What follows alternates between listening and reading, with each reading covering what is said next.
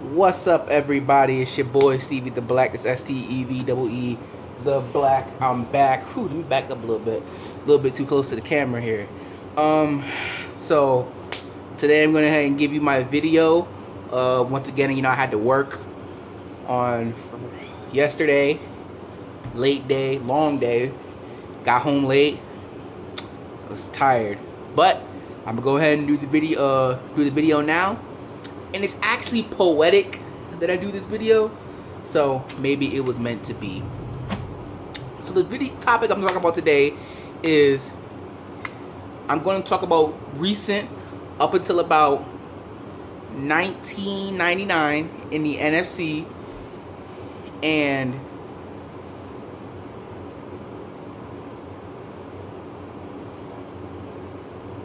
let me think. Yeah, 1999 in the NFC, because I wanted to do 2000, but there was no 2001.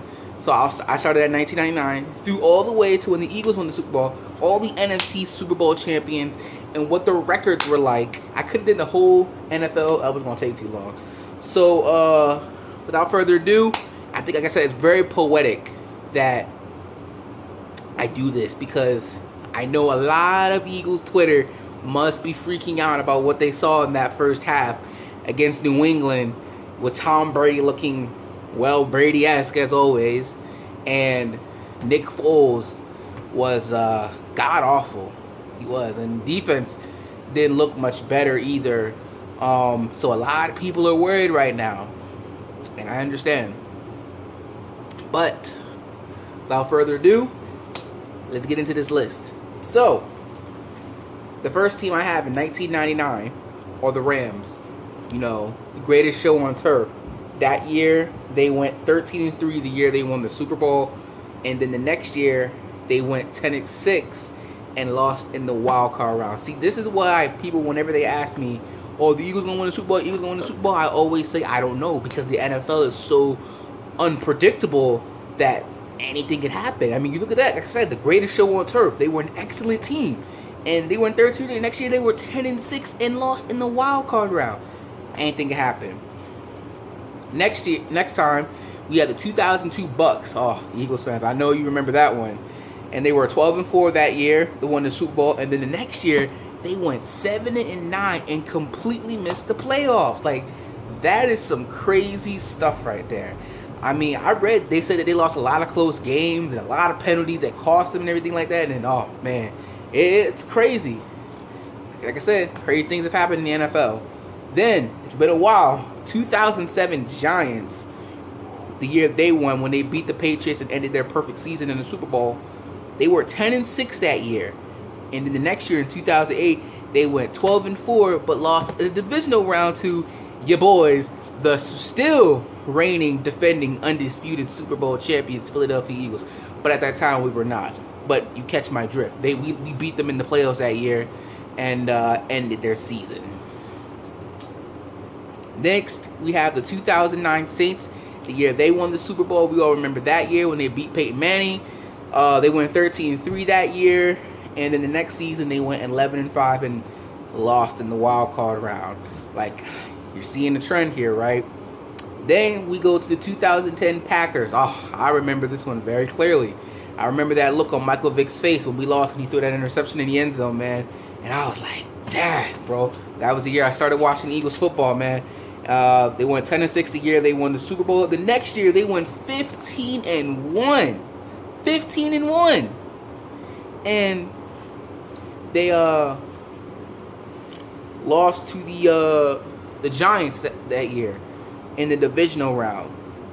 Speaking of the Giants, the 2011 Giants went 9-7 the year they won the Super Bowl and beat the Patriots for the second time. And coincidentally enough, they went 9-7 again the next year, but that time they missed the playoffs. So this is that. And then finally, we have the 2013 Seahawks, who went 13-3, and then the next year went 12-4 and lost in the Super Bowl. We all remember, why didn't they run the ball? Why didn't they run the ball? Why did they not run the ball? That's pretty much the list. And then obviously we have the Eagles from last year. The season has not started yet. As you all know, I predicted that the Eagles will go 11-5. I don't think that's enough to get a top 2 seed. I've seen people do 12-4. I've seen people say 13-3. I've also seen people see 11-5. And I know after watching in the preseason what we just saw that people must be freaking out like, oh my God, Nick Foles looked terrible. The defense looked terrible. Tom Brady picked us apart. Didn't really look too good. A lot of injuries on this team. A lot of injuries. And I will admit, because I tell you the truth here on this channel, I was afraid that if Carson Wentz was not ready week 1 and that Nick Foles went out there and played, that he was not going to be the same Nick Foles that we saw on the field last in the Super Bowl. I will admit to you, I was afraid of that.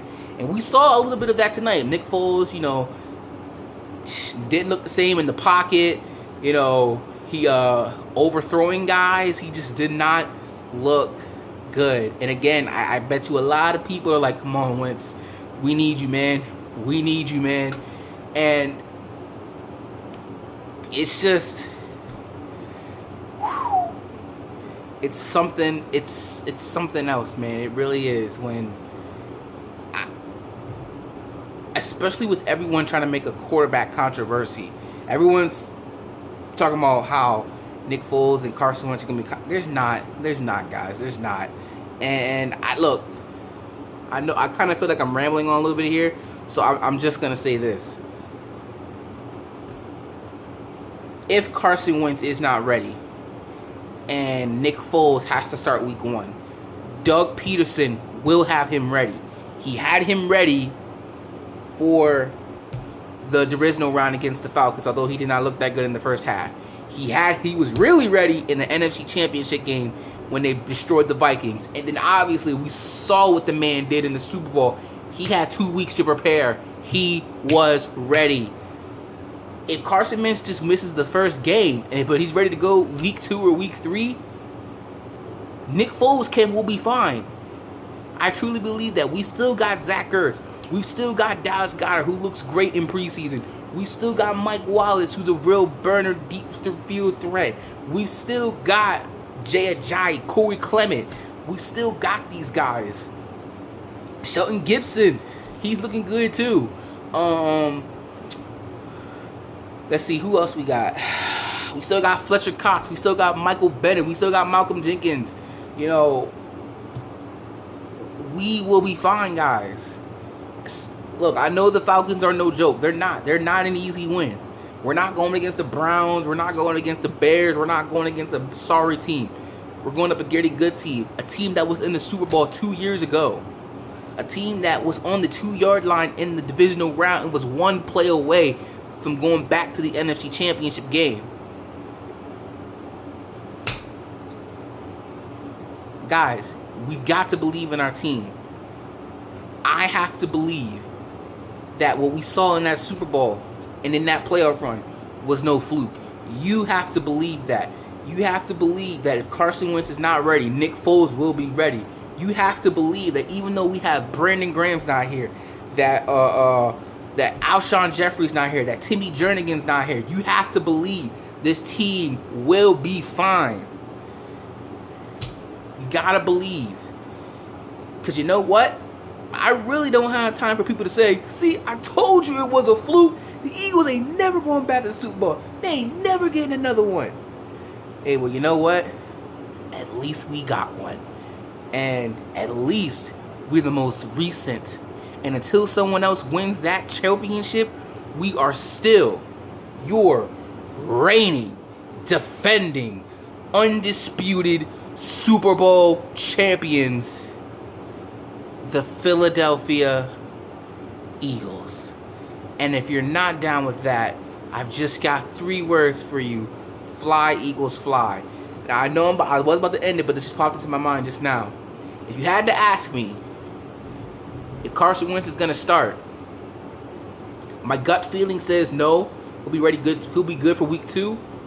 But if he's ready to go, if he's 100%, you already know my answer. If he's ready to go, start him.